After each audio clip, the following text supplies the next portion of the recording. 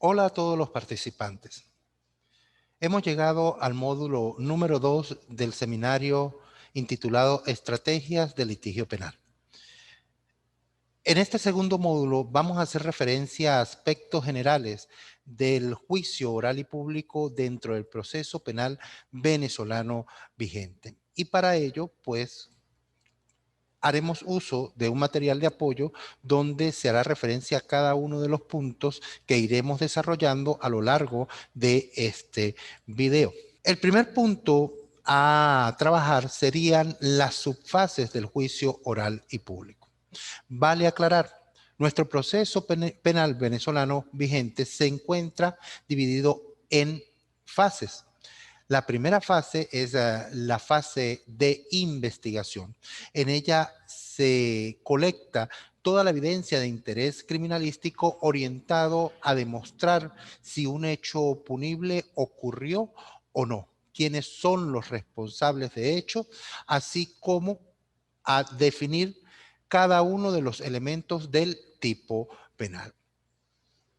Igualmente existe una segunda fase que es la fase intermedia y es la oportunidad donde se discute el contenido del escrito de acusación presentado por el Ministerio Público. ¿Cuál es el elemento fundamental que determina el fin de la fase de investigación y el inicio de la fase intermedia? La presentación del escrito de acusación ante el órgano jurisdiccional. Con esa presentación del escrito de acusación, el órgano jurisdiccional fija una fecha y una hora para realizar la audiencia preliminar, siendo este el acto de mayor importancia de la fase intermedia. ¿Por qué? Porque allí, a través del Tribunal de Control, se evaluará el contenido tanto de forma como de fondo de el escrito de acusación en sí mismo. Mucho se ha discutido acerca de si evaluar o no el fondo del escrito de acusación y son múltiples los criterios jurisprudenciales al respecto. Sin embargo, a la presente fecha, pues es viable que el órgano jurisdiccional en fase intermedia pueda evaluar el fondo del asunto, incluso para saber si procede o no una causal que permita decretar el sobreseimiento de la causa. Una tercera fase, y es la que nos incumbe en este seminario, que es la fase de juicio oral y público. Esta fase inicia con la admisión del escrito de acusación, la admisión de los medios de prueba y específicamente con la orden de apertura a juicio oral y público que realiza el Tribunal de Control en la audiencia preliminar. En esta fase de juicio oral y público es donde se escuchan a todos los medios de prueba, llámese expertos, llámese testigos, se incorporan las documentales y al final del desarrollo de este juicio oral y público, el tribunal, específicamente el juez de juicio, pues se formará su propio criterio con base a los alegatos de clausura de las partes, con base a lo escuchado en el juicio oral y público de cada uno de los órganos de prueba y procederá a emitir una decisión. Esta decisión puede ser condenatoria o absolutoria dependiendo de lo que haya quedado o no demostrado en juicio oral y público. Posterior a esta situación, pues sería una cuarta fase que es la fase de ejecución. Corresponde conocer a los jueces de ejecución quienes realizarán el cómputo de la pena y determinarán la forma en que la misma se materializará. Esta fase inicia pues con la sentencia condenatoria que haya habido lugar en el desarrollo del juicio oral y público. Muchos autores hacen referencia pues a una fase recursiva, entendiendo como esta fase recursiva los remedios procesales, es decir, los recursos que las partes pueden interponer a lo largo del proceso con la finalidad de depurar el mismo. Sin embargo, la génesis, la causa, la estructura fundamental del proceso penal venezolano vigente radica en estas 4 fases. Repito, fase de investigación, fase intermedia, cuyo acto primordial es la audiencia preliminar, fase de juicio oral y público, que es la génesis en sí misma del proceso penal, pues en él se determinará con certeza si el hecho o no ocurrió, al menos con los medios de pruebas escuchados en juicio oral y público, y la fase de ejecución, que en caso de sentencia condenatoria tendrá como objetivo pues materializar esa sentencia, materializar esa condena. Con base en ello, nos centraremos en la tercera de las fases a la cual hemos hecho referencia, la fase de juicio oral y público. Y esta fase, a su vez, cuenta con subfases, cuenta con determinados elementos, factores, momentos que deben cumplirse a cabalidad para poder llevar a feliz término el desarrollo de juicio oral y público. La primera de las subfases del juicio oral y público serían los alegatos de apertura, establecidos en el artículo 327 de la Ley Penal Adjetiva, Código Orgánico Procesal Penal. Los alegatos de apertura, para hacer una descripción general, pues los veremos posteriormente con mayor detalle en la unidad número 3, tienen como finalidad que las partes, Ministerio Público, querellante si lo hay, y defensa técnica, sea pública o privada, presenten ante el tribunal, ante el juez unipersonal de juicio, su teoría de caso, lo que ellos pretenden demostrar durante el desarrollo del debate probatorio. El Ministerio Público, pues, deberá plantear lo que a su criterio fueron los hechos, así como la calificación jurídica que a su juicio configuran esos hechos.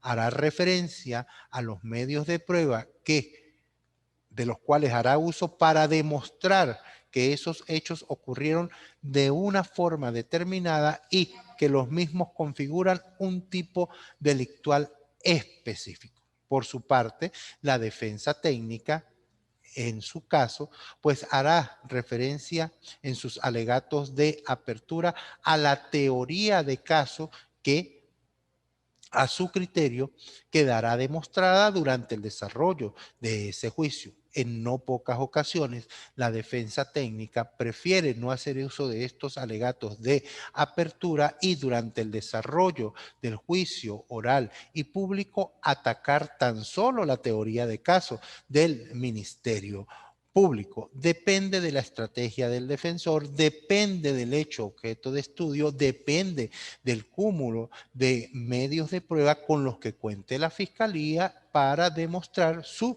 teoría de caso. Es esta la primera impresión que brindan las partes durante el desarrollo del juicio y por ende de suma importancia, pues no solamente se trata de la oralidad, de la facilidad, de la elocuencia con que las partes puedan expresarse, sino también de la seguridad con la que transmiten su planteamiento. Así pues, estos alegatos de aperturas en nuestra norma penal adjetiva están desarrollados en el 327 del Código Orgánico Procesal Penal, que, parafraseando su contenido, establece que el día y hora fijado para la realización de la audiencia de juicio oral y público, el tribunal verificará la presencia de las partes, sea esta Ministerio Público, querellante si existe, o si se querelló en ese momento, la defensa técnica, el imputado, en este caso el acusado, quien si asume una conducta contumaz en caso de encontrarse detenido, pues se entenderá como que no desea asistir al juicio oral y público y será representado por su defensor. Incluso en caso de encontrarse en libertad y no hacerse presente, también se tomará en cuenta esta situación a los efectos del desarrollo del juicio oral y público, y el tribunal estará en la capacidad, en la potestad de librar la respectiva orden de aprehensión en contra del acusado. En ese sentido, pues, el tribunal otorgará en primer lugar el derecho de palabra al Ministerio Público para que haga su planteamiento, al querellante para que igualmente realice sus alegatos de apertura, y a la defensa técnica para que haga lo propio. Una segunda subfase que sería la declaración del acusado, artículo 330 y siguientes del Código Orgánico Procesal Penal. Es importante aclarar unos detalles al respecto. El acusado no está en la obligación de declarar en causa propia, y así debe advertirlo el tribunal. En este caso, el juez le hará mención a los hechos o los planteamientos de hecho de las partes en sus alegatos de apertura, le hará mención incluso a la calificación jurídica por la cual se le está juzgando, y también le referirá que no es obligatoria su declaración, pero que en caso de realizarla, pues lo hará de viva voz, sin premura ni presión alguna, y además ello no será fundamento para inculparle o exculparle. Vale aclarar también que estos criterios tienen su base constitucional y base legal tanto en la Constitución Nacional como en el Código Orgánico Procesal Penal, artículo 49 de nuestra Carta Magna, e igualmente artículo 330 y siguientes de la Ley Penal Adjetiva. Pueden realizarse tantas declaraciones como el acusado quisiera hacer, siempre y cuando estas declaraciones versen sobre los hechos objetos de estudio. Igualmente, si hay diferentes acusados, tendrán el derecho de declarar uno a la vez y de forma separada, por lo cual es necesario retirar al resto de los acusados de la sala para que cada uno de ellos vaya declarando. Esto con la finalidad de evitar tesis únicas por parte de los acusados y que se vayan formando su criterio respecto a posibles hechos que ocurrieron o tal vez no. En este sentido, una vez que hayan declarado todos los acusados, si así lo quisieron, pues se les informará en resumen sobre lo que declaró cada uno de ellos, según el Código Orgánico Procesal Penal. Los acusados, si deciden declarar, pueden ser sometidos al interrogatorio y al contrainterrogatorio de las partes. En primer lugar, comienza interrogando, el Ministerio Público. Posterior a ello, el querellante, si lo hay, y posteriormente la defensa técnica. Sugerencia respecto a la declaración del acusado: se debe evaluar la teoría de caso planteada por las partes y ver si es viable o no esa declaración. Sobre todo, este punto debe ser evaluado por la defensa técnica, pues en caso de creer conveniente que el acusado declare desde el inicio del juicio, brindará la oportunidad al Ministerio Público y al querellante para que coloquen de manifiesto lo planteado en su teoría de caso, incluso las deficiencias, las falencias, las contradicciones que pudiera presentar la declaración del acusado. En consecuencia, si el acusado puede declarar a lo largo del juicio oral y público, sería recomendable tomar en cuenta el momento idóneo en el que, de ser necesario, el acusado pudiera declarar. Considero, dependiendo del caso, pero que, como norma general, el acusado no declare al inicio del juicio, pues de hacerlo, sería ello muy posible contraproducente a la teoría del caso de la defensa técnica. Otra de las subfases, apertura del debate probatorio. Este es el corazón del juicio oral y público, pues en él se van a recibir todas y cada una de los medios de prueba que fueron admitidos en la audiencia preliminar.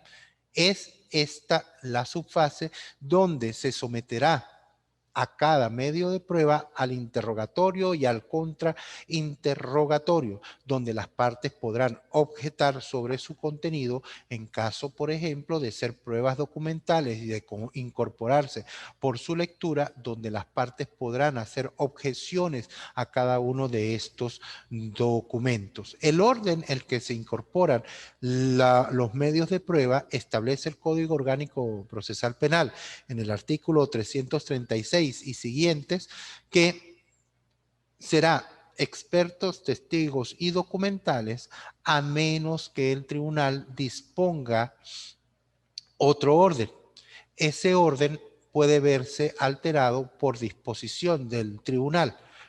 ¿Qué criterios o qué condiciones, qué circunstancias pudieran alterar el orden? El hecho de que los expertos o los testigos no asistan al llamado del tribunal y en consecuencia ha asistido primero un testigo que un experto, pues el tribunal alteraría el orden, escucharía al testigo primero y luego seguiría escuchando a los expertos. Vale aclarar, normalmente este orden de incorporación de los medios de prueba se ve alterado, pues en no pocas ocasiones y dadas las circunstancias sociales, muchos medios de prueba, llámense expertos y testigos, no pueden asistir por múltiples razones y ello obliga al tribunal a alterar el orden en que se incorporan estos medios de prueba. Discusión final y cierre, la última de las subfases del juicio oral y público. En ella, establecida en el artículo 343 del Código Orgánico Procesal Penal, en ella las partes manifestarán al tribunal, específicamente al juez de juicio, lo que a su criterio ha quedado demostrado durante el debate probatorio. Tiene como finalidad los alegatos de clausura orientar al juez respecto a lo que ha quedado demostrado o no en relación con la teoría de caso inicial planteada por las partes. Diferentes son las técnicas y las estrategias bajo las cuales se puede abordar los alegatos de clausura, y ello con la finalidad de persuadir, de convencer, de crear un criterio favorable en el juzgador respecto a mi teoría de caso, a la teoría de caso del Ministerio Público, a la teoría de caso del querellante o bien de la defensa si la planteó en un primer momento. Culminado los alegatos de clausura de las partes, el tribunal dará el derecho de palabra a la víctima si estuviera en sala, incluso al acusado, para que manifieste unas últimas palabras respecto al juicio, a lo desarrollado en juicio oral y público. Cabe aclarar que estas últimas palabras ya no son parte del debate probatorio, es prácticamente que la víctima y el acusado manifieste su voluntad respecto a los hechos que ocurrieron. Otro punto a tomar en cuenta en esta unidad número 2 son los principios que rigen el juicio oral y público. A ver, existen principios que rigen el proceso penal y existen principios que rigen el juicio oral y público. El proceso penal se rige por múltiples principios, como el principio de igualdad entre las partes, el principio de economía procesal, el principio de la búsqueda de la verdad, entre muchos otros. Pero en el caso del juicio oral y público, establece el artículo 321 y siguientes los principios que rigen el litigio penal, y en ello nos vamos a concentrar. El primero de los principios es la oralidad. Todo alegato o argumentación de las partes debe realizarse de forma oral. ¿Y qué es lo que ello significa? Con el cambio de paradigma del proceso penal, que dejamos atrás un proceso inquisitivo para pasar a un proceso penal acusatorio, es decir, antes en el proceso inquisitivo el juez era juez y parte. El juez no solamente decidía, sino que además se veía relacionado con la investigación en sí misma. ¿Okay? Mientras que en el proceso penal acusatorio, estos roles de investigación y este rol de juzgador se encuentran perfectamente diferenciados. Por un lado, el Ministerio Público actualmente, con base al proceso penal o al sistema penal acusatorio, tiene el rol de director de la investigación y es él, y únicamente él, en los delitos de acción pública, quien tiene la potestad de investigar y presentar un escrito acusatorio o un acto conclusivo. Y el rol de juzgador descansa sobre el órgano jurisdiccional.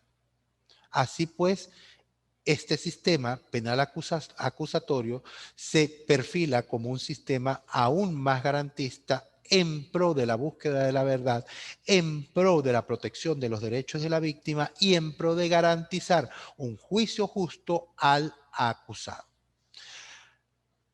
Este principio de oralidad tiene como norte, como fundamento, que las partes deben realizar sus planteamientos de forma oral ante el desarrollo del juicio. Debe evitarse la lectura de documentos, la incorporación de documentos en juicio oral y público. No debe sustituirse la oralidad por la presentación de escritos. En fin, debe hacerse uso del arte de la oratoria para expresar nuestros argumentos y con ello poder persuadir u orientar el criterio del tribunal. La oralidad es uno de los principios fundamentales del desarrollo del proceso penal establecido en la ley penal adjetiva, pues no solamente se trata del juicio oral y público, sino también de la audiencia preliminar e incluso de incidencias que pudieran presentarse. Así pues, son múltiples los ejemplos de la oralidad dentro del proceso penal, desde la audiencia de flagrancia hasta la audiencia preliminar, audiencia de juicio oral y público, audiencia de privación de libertad, entre muchas otras. El principio de inmediación establecido en el artículo 315 del Código Orgánico Procesal Penal tiene como base la presencia ininterrumpida no solamente del juez, sino de las partes dentro del proceso penal. El juez debe estar presente durante el desarrollo del juicio oral y público. ¿Qué garantiza ello? Que es esta persona, vale aclarar, el juez de la causa, quien escuchará cada uno de los órganos de prueba y se irá formando su propio criterio respecto a la posible responsabilidad de los acusados. Igualmente, las partes pues tendrán la obligación de asistir a cada uno de los actos del juicio oral y público. Existen diferentes criterios establecidos en la norma en caso de ausencia de alguna de las partes. Por ejemplo, la defensa, si no asiste y queda demostrado que este tipo de actuación ha sido realizado con la finalidad de dilatar el proceso, se le sustituirá. Si el Ministerio Público no pudo asistir en un momento determinado, el fiscal de la causa puede asistir otro fiscal y así sucesivamente. Lo importante es que el juez que conozca del juicio es el mismo que debe escuchar todos y cada uno de los órganos de prueba. Principio de publicidad. El debate será público a menos que el tribunal Por acta fundada disponga lo contrario. Hay un error aquí, debe separarse a menos, disculpen ustedes. El principio de publicidad establece que el juicio oral y público debe ser público, acceso al público en general. ¿Para qué? Para que la sociedad pueda juzgar por sus propios medios, por sus sentidos, lo que está ocurriendo en el desarrollo del debate probatorio, formarse su propio criterio. Pero esta publicidad puede ser limitada. El juez de la causa, el tribunal, puede limitar la publicidad cuando se vea comprometido circunstancias de hecho de suma importancia tales como un secreto de Estado, el pudor del testigo o el pudor de la víctima, el pudor de un menor de edad, por ejemplo, entre muchos otros elementos establecidos en la ley penal adjetiva. Una vez que cese esa circunstancia, el juez hará referencia que el juicio oral y público seguirá en lo sucesivo con base al principio de publicidad. Incluso podrá establecer a las partes la obligatoriedad de guardar silencio sobre lo escuchado durante ese periplo, durante ese lapso, durante ese tiempo. Principio de concentración y continuidad. Artículo 318 y siguientes del Código Orgánico Procesal Penal.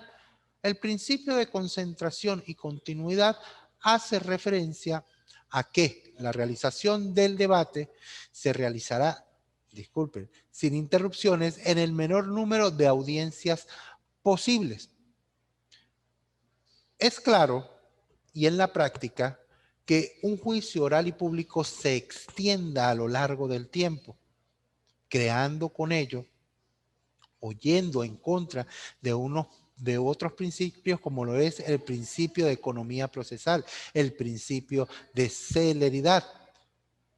Así pues, el principio de concentración y continuidad tiene como objetivo culminar un juicio en el menor tiempo posible.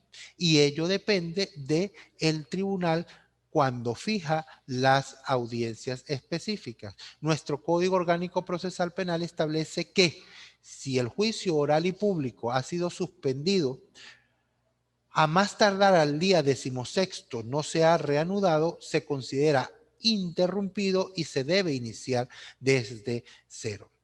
Lamentablemente, se ha tomado esta norma como que el juicio debe ser fijado dentro de los 15 días siguientes a su suspensión, pero pareciera que se busca muchas veces es fijarlo hacia los días 10, 11, 12, en lugar de fijarlos en el día 1, 2 o 3 de su suspensión. ¿Okay? Respecto a la fijación del debate, artículo 325 del Código Orgánico Procesal Penal. Debe fijarse no antes o no menor de 10 días hábiles de recibidas las actuaciones, ni mayor de 15 días hábiles contado a partir de la recepción de las mismas. Dirección y disciplina. ¿Quién ejerce la dirección y disciplina por excelencia dentro del juicio oral y público? El juez de la causa. El juez de la causa no solamente ejerce la dirección, sino que también tiene potestades disciplinarias. Puede limitar el tiempo de palabra de las partes. Puede no solamente dirigir, sino también establecer sanciones disciplinarias a las partes en caso de considerarlo necesario, incluso en caso de considerar que se comete un delito en sala o un presunto delito en sala, puede en consecuencia librar las actuaciones que a su criterio lo acreditan y colocar al infractor, al sujeto activo de ese presunto delito a órdenes del órgano de investigación, en este caso a órdenes del director del órgano de investigación para que haga lo propio y proceda con la audiencia de calificación de flagrancia que sería lo viable jurídicamente. Pruebas complementarias. Si las partes han tenido conocimiento de alguna prueba posterior a la audiencia preliminar, podrá plantearlas en juicio oral y público antes de que inicie el debate probatorio. Así lo establece el artículo 326 del Código Orgánico Procesal Penal. Delito en audiencia, como ya lo comentábamos, establecido en el 328 de IUCE, pues hace referencia que en caso de cometerse un delito en audiencia o la presunta comisión de un delito en audiencia, el juez tiene potestades disciplinarias en ese sentido y podrá no solamente dejar constancia en acto de lo sucedido, sino también colocar al presunto sujeto activo a órdenes del Ministerio Público u órgano de investigación con la finalidad que se aperture la investigación debida. ¿Cuándo pudiera ocurrir este tipo de hechos en juicio oral y público? Un testigo o la víctima que, por ejemplo, agreda a uno de los acusados. Ese pudiera ser un hecho específico, que agreda físicamente al acusado. Pudiera ser una de estas situaciones. Se ha planteado incluso si esa discrepancia entre la entrevista rendida por un testigo en la fase de investigación con respecto a lo manifestado en juicio oral y público, discrepan en cuanto a contenido y es una versión totalmente distinta a lo que estamos escuchando en juicio oral y público. Se dice o se pregunta si ese tipo de situación pudiera constituir la comisión de un delito como falso testimonio ante funcionario público. La realidad es que no. ¿Por qué? Porque si el órgano jurisdiccional considera que hay falso testimonio, pues está adelantando opinión. Y al adelantar opinión, pues sería una causal de inhibición o incluso de recusación respecto al juez de la causa. Por lo tanto, lo importante allí sería escuchar el testimonio de esa persona y pronunciarse el tribunal al momento de emitir sentencia respecto a la valoración de ese testigo. Trámite de los incidentes. Las incidencias planteadas por las partes no es más que solicitudes durante el desarrollo del juicio oral y público con el fin de resolver o de depurar el mismo. Y en este caso, las incidencias deben ser dirigidas por el tribunal, pero además, con base al principio de igualdad, debe otorgarse el derecho de palabra a las partes. Así, por ejemplo, una objeción a una pregunta, pues debe tramitarse como una incidencia. Es común que una vez que se plantee una objeción por una de las partes, el juez proceda a resolver la incidencia o la objeción cuando lo ajustado a derecho sería dar el derecho de palabra a la contraparte para que se pronuncie sobre esa objeción y posterior a escuchar a ambas partes, el tribunal se pronuncie sobre las mismas. Diferencia entre suspensión de juicio y aplazamiento de juicio establecido en el artículo 219 del Código Orgánico Procesal Penal. El juicio se puede suspender para continuar en fechas sucesivas en el menor tiempo posible con base al principio de concentración. Y las causales de suspensión del juicio establecido en el articulado anteriormente señalado, pues permiten conocer que el juicio se puede suspender porque no ha llegado un experto o un testigo de sumo interés y se debe escuchar en una audiencia posterior porque, por ejemplo, alguna de las partes no pudo asistir por causa justificada, entre muchas otras causales.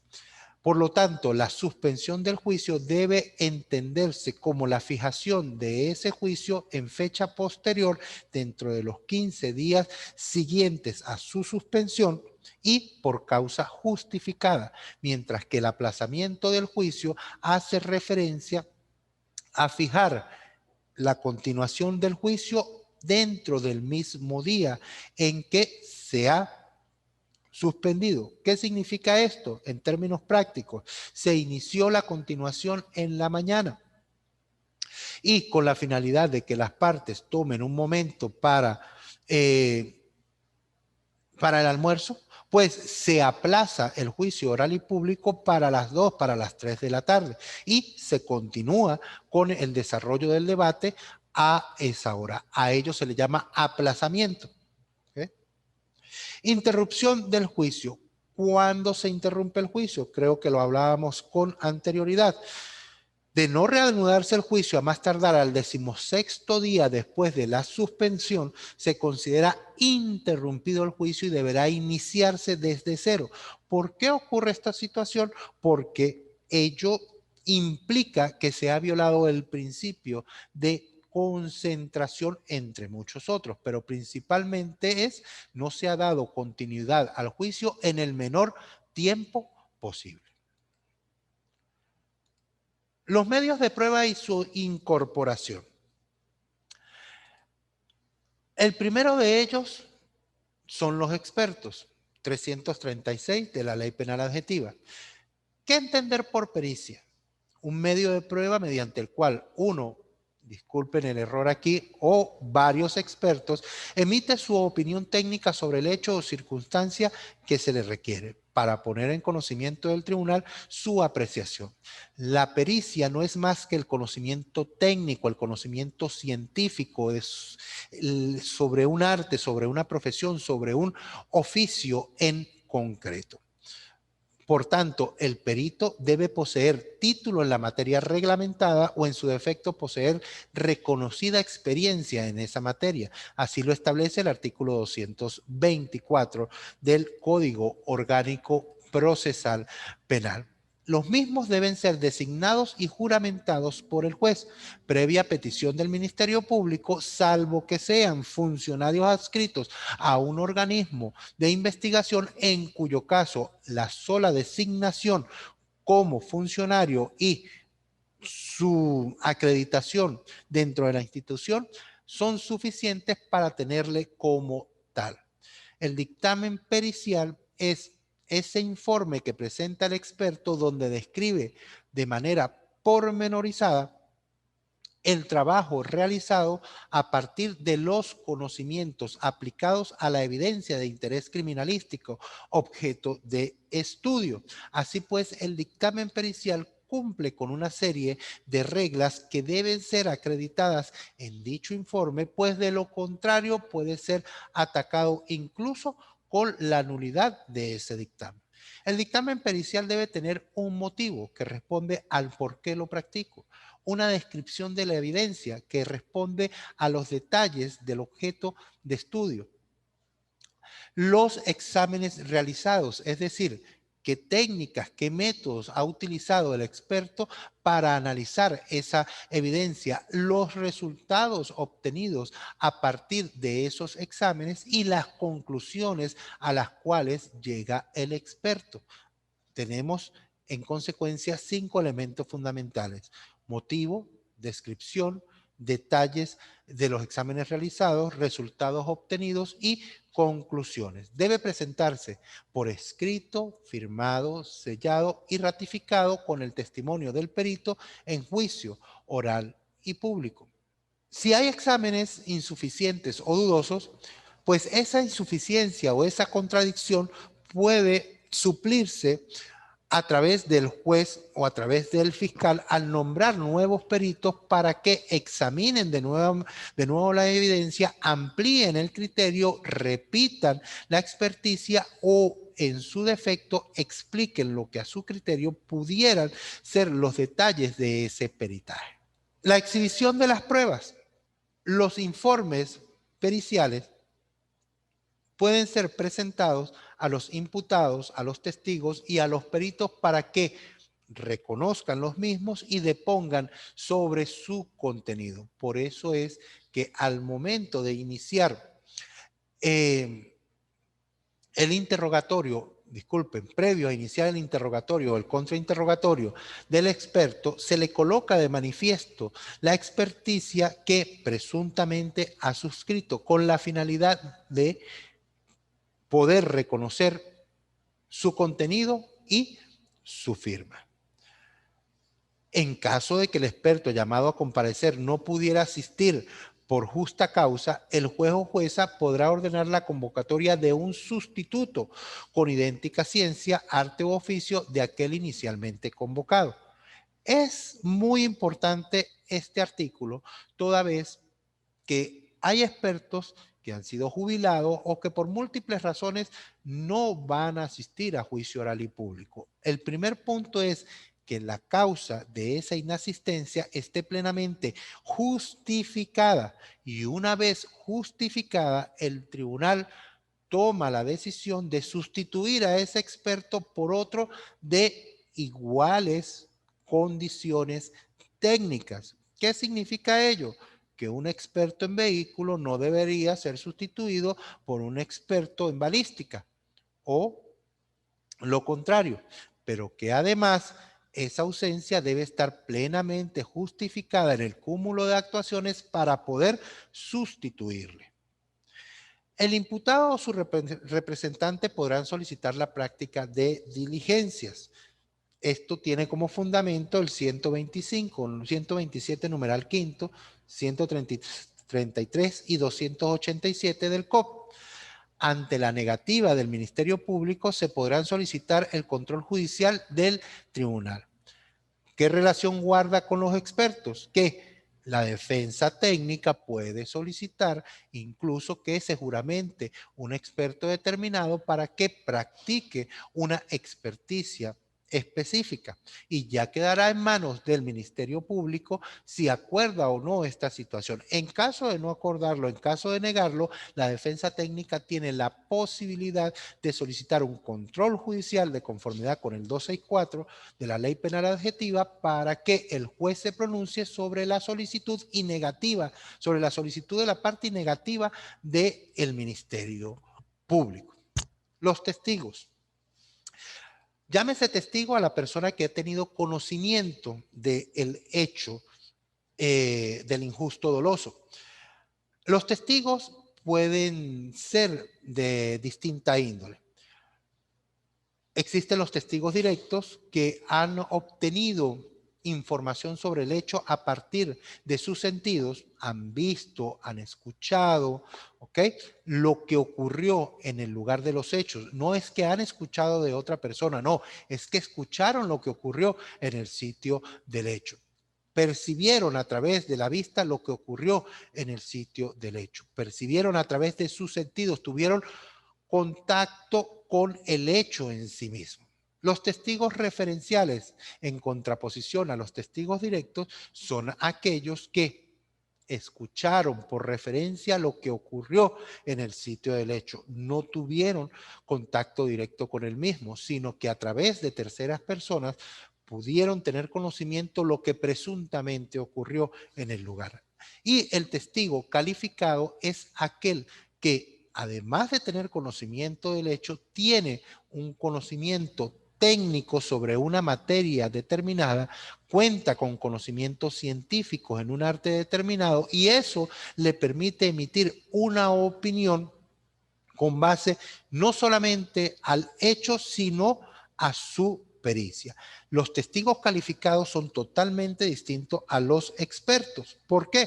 Porque un testigo calificado tiene conocimiento del hecho en sí mismo, mientras que el experto tiene conocimiento es sobre la evidencia que se le ha colocado de manifiesto para que emita un criterio con base a ese arte, a esa pericia. Estos tres elementos son fundamentales en el momento del interrogatorio y del contrainterrogatorio. ¿Por qué? Porque lo primero que debemos dilucidar es si ese testigo que está siendo interrogado o contrainterrogado es un testigo directo, un testigo referencial o un testigo calificado.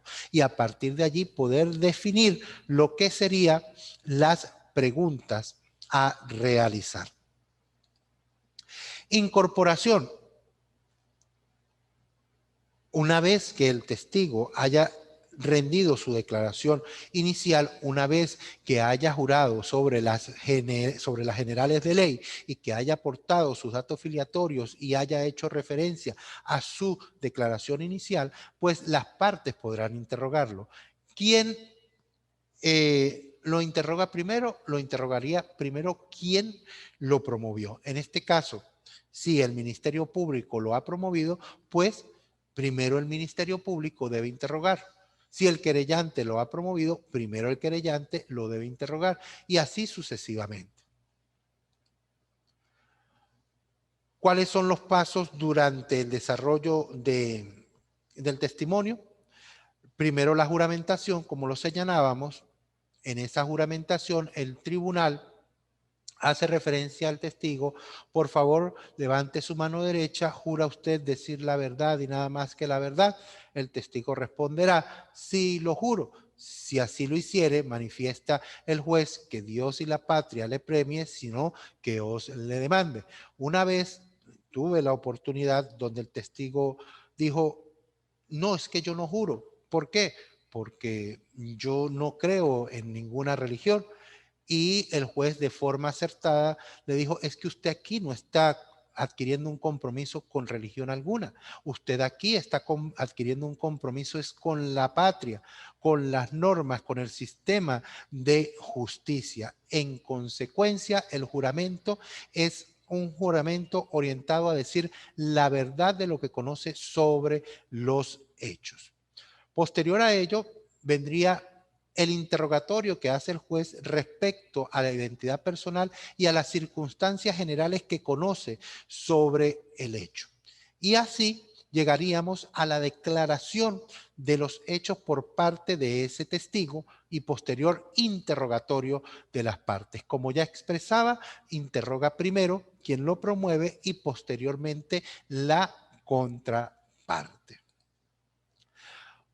Conducción por la fuerza pública, mandato de conducción, artículo 340. ¿Qué pasa si el testigo decide no presentarse pese a haber sido efectivamente citado para una hora y una fecha determinada? Pues bien, el tribunal, incluso por solicitud de las partes, puede ordenar que esta persona sea conducida incluso con el uso de la fuerza pública hasta la sede del tribunal para que rinda su testimonio. En este sentido, el mandato de conducción no es una orden de aprehensión. El mandato de conducción está orientado a que el organismo de seguridad designado pueda identificar, ubicar a ese testigo o a ese experto y hacerlo comparecer ante la sede jurisdiccional. En caso de una actitud renuente, contumaz por parte del testigo, puede hacerse incluso uso de la fuerza pública para hacerlo comparecer. Por último, las documentales. Las pruebas documentales están establecidas o desarrolladas en el artículo 322 y 341 del Código Orgánico Procesal Penal. ¿Qué documentos pueden ser incorporados a juicio por su lectura? Pues pueden ser incorporados a juicio, en primer lugar, los documentos que con base a la prueba anticipada hayan sido acreditados. Es decir, cuando se haya practicado una prueba anticipada, el informe de esa prueba anticipada puede ser incorporado como documental al juicio oral y público. En segundo lugar, los informes, pericias que hayan sido practicadas a lo largo de la fase de investigación y posterior incorporación, admisión en fase intermedia e incorporación en juicio oral y público. Y por último, todo lo relacionado con las pruebas practicadas dentro del juicio oral y público serán incorporadas en este sentido a través de prueba documental. Todo lo que no cumpla con estos criterios de conformidad con el artículo 322 no podrá ser incorporado como prueba documental y en consecuencia procede la nulidad de las mismas. Las pruebas documentales están establecidas dentro del juicio oral y público en el artículo 341 de la Ley Penal Adjetiva y allí nos identifica que estas pruebas documentales deben ser leídas y exhibidas durante el debate en su totalidad, a menos que las partes prescindan de esa lectura y sea así acordado por el tribunal. Vale aclarar, se puede prescindir de la lectura de los documentos previo acuerdo de las partes. El mismo tratamiento tendrán los objetos y otros elementos que serán exhibidos en el debate a menos que una de las partes solicite autorización para prescindir de los mismos. El caso típico, la evidencia material. La evidencia material puede ser exhibida en juicio oral y público a las partes a menos que las partes prescindan de esa exhibición o no la soliciten. ¿Ok?